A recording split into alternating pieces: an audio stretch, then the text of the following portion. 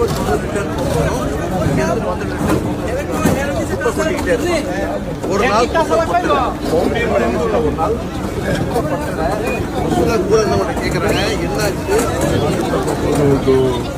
அது பெண்மணிக்கு உடம்பு சரியில்லை. யாரும் சொன்னா மசூதா என்ன செஞ்சாங்க, நேராக